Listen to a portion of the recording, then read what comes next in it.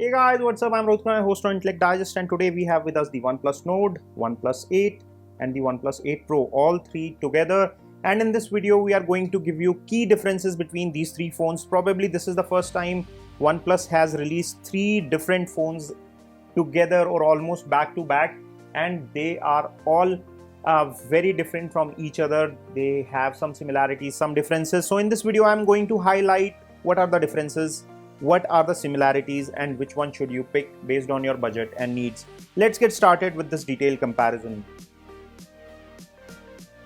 Let's get price out of the way. So starting with the price, the OnePlus Node is the cheapest of all three, and it comes at a price starting 25,000 rupees for the basic 64 variant and goes all the way up to 30,000 for 12GB RAM 256 variant. So it is between 25 to 30. There is a mid variant at 28,000. Next we have the OnePlus 8, which starts at 42,000, goes up to 50,000 for the 128 6GB variant. 256 12GB variant is the top variant, and there is a mid variant 128 and 8. So this is between 42 to 50, so there is no price overlap here. And this one starts where the OnePlus 8 ends. The OnePlus 8 Pro starts with 128 at 55,000 rupees and goes up to 60,000 rupees for 256 12GB variant. So all three are very differently priced, so you can also pick your phone depending on your budget, and your confusion can be reduced. But if budget is not your consideration, it's not your deciding criteria, then you are probably confused which one is the best value and which one should you pick. So let's get started with detailed features comparison. So I'll start with the display. The OnePlus 8 Pro has the largest display and largest dimensions. This one comes with a 6.78 inch display, and this is a fluid AMOLED display with 120 Hz refresh rate. The dimensions of the display are also largest here, which is at 6.78 inches. On second number is the OnePlus 8, which comes with a slightly smaller 6.55 inch display, and the refresh rate here is 90 Hz, not 120, like the OnePlus 8 Pro, which is more fluid, I would say. And this one is at 60 Hz at 6.44 inches for the OnePlus Nord. All three are optic AMOLED, and all three have Gorilla Glass displays. The difference being that the first two phones have slight curve to the edge, as you can see, but this one on the Nord is a flat display, which in fact is a better user experience in my honest opinion. So you can say that displays are good on all three of these phones, but the OnePlus 8 Pro gets the most advanced display of all three. So if you're a gamer or someone who needs a really high-end display, you can consider between these two phones and skip on the Node and pick up from the OnePlus 8 or 8 Pro, which will give you the top of the line displays. Also, one feature which is very unique to the OnePlus 8 Pro, in fact 2 or 3 features which are unique to the OnePlus 8 Pro. So let me get those features out of the way, which only OnePlus 8 Pro, which is the most expensive variant, gives you. One is the wireless charging. None of the other two phones give you wireless charging. Also, this is IP68 certified water and dust resistant. Although other two phones are also to some extent water and dust resistant, but this one is IP68 certified. Also, it gives you reverse wireless charging as well, and it also gets you more camera capabilities compared to the other phones that I'll talk about in the camera section. Now let's talk performance. So if you are picking a phone which is expensive, then you would expect high-end performance, and these two phones, the OnePlus 8 and 8 Pro, come with Snapdragon 865, which is quite high-end when it comes to chipset performance, and they both come very close to the AnTuTu score of 570,000 or 560,000 thereabouts. Whereas the mid-end variant, the OnePlus Nord, which is the lower-end phone, comes with a Snapdragon 765G chipset. All three are 5G capable, and this phone comes with a lower AnTuTu score of around 315,000 roughly. All three support 30-watt fast charging via wire, whereas the OnePlus 8 Pro, which is the most expensive variant, also supports wireless charging as well as reverse wireless charging, so you can charge your Bluetooth earphones or other earphones which charge via wireless charging. So that is an advantage.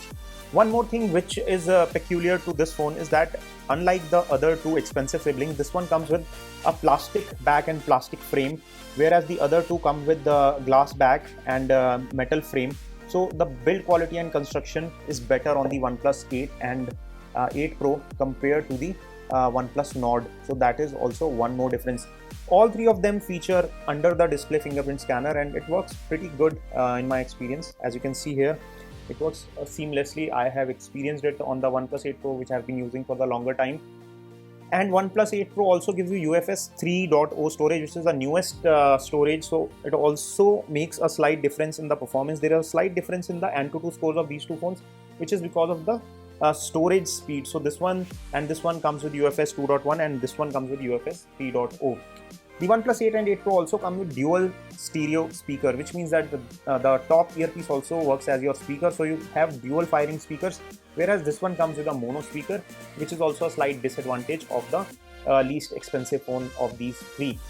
In terms of compactness and weight, this is the most compact at around 184 grams with around 8 millimeters of thickness and 158 inches, 158 mm of tall or length.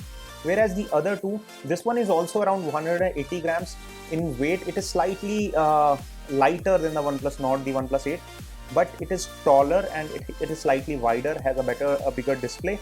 Whereas this one is the heaviest, around 198 or 199 grams, so almost 20 grams heavier, 10% more in terms of weight, and also it's wider, so it's a bigger phone. So if you prefer bigger phones or if you are comfortable handling bigger phones, then go for OnePlus 8 Pro.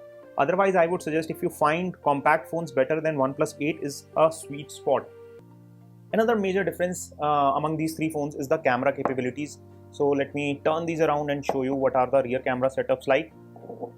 And interestingly, the most expensive and the least expensive phone both get 4 cameras, whereas this one gets 3 cameras. But don't judge it by the number of cameras. The camera capabilities are different. The best camera capabilities among these three is with the OnePlus 8 Pro, followed closely by the OnePlus 8, which is also very capable, followed by the OnePlus Nord, which I would say is what you pay is what you get. This one clicks the sharpest pictures with 48 megapixel ultra wide 3x telephoto lens, which comes at 8 megapixel, 48 megapixel ultra wide, and a color filter, which is the fourth sensor on this one. Whereas this one comes with a 48 megapixel wide, 16 megapixel ultra wide, and 2 megapixel macro. And this phone comes with 48 megapixel wide, 8 ultra wide, 5 megapixel depth sensor, and 2 megapixel macro sensor. Interestingly, the front facing camera on these two phones is a 16 megapixel punch hole camera, whereas on the Nord, which is the least expensive of these three, it gets a dual front facing camera, which is also a punch hole camera. So that is quite interesting, and this one has 4K video recording capabilities from the front camera, whereas all phones can record 4K with the rear camera, but this is the only one which can record 4K with the front camera as well, because it has a 32 megapixel sensor on the front. The second sensor on this is 8 megapixel ultra wide, and the main is 32 megapixel. The camera quality on all three phones is more or less good. This one is best among three, this is very close, and this is slightly lower than the other two more expensive siblings, which is the OnePlus and OnePlus 8 Pro. Another small difference is in the battery capacity. The least expensive phone, the OnePlus Nord, comes with 4115 milliampere hour, whereas this one comes with 4300, whereas this one comes with 4510 milliampere hour battery. So this is a quick roundup of what all are the major differences between among these three phones, and which one you should pick. If you're a gamer, I would suggest pick one of these two. If you're not a very serious heavy user, you can go with this.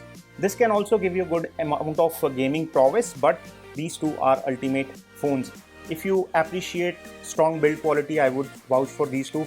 Whereas this is also an excellent quality in the price segment, not in absolute terms, but in terms of price segment. The OnePlus Nord also gives you a very solid feel, the OnePlus experience, and 30-watt fast charging, and a lot of things that you would find on OnePlus phones, like the sturdiness, performance, simplicity, and the Oxygen OS, which is also a plus point of OnePlus phones. So this is a quick roundup of all three phones. Which one do you find the best? Which one would you pick?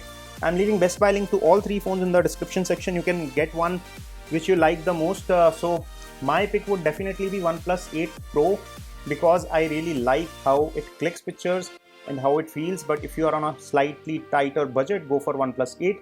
And if you are on slightly more tighter budget, then go for OnePlus Nord. But I think the OnePlus 8 is the best value for money among all these three. Yes, the OnePlus 8 Pro is the best in terms of features, but you get the similar performance, very close camera performance in the OnePlus 8 for a much lesser price, almost a 10k price difference. So this is definitely the best value for money variant. So my pick among these three would be the OnePlus 8. What is your view? Do let us know in the comment section. If you enjoyed watching this comparison, give us a thumbs up, share it with your friends and family, help them out to clear their confusion among these three OnePlus phones. This is all we have on this one. If you enjoyed watching this video, please motivate us by pressing the like button. Thanks for watching. I'll see you in my next video.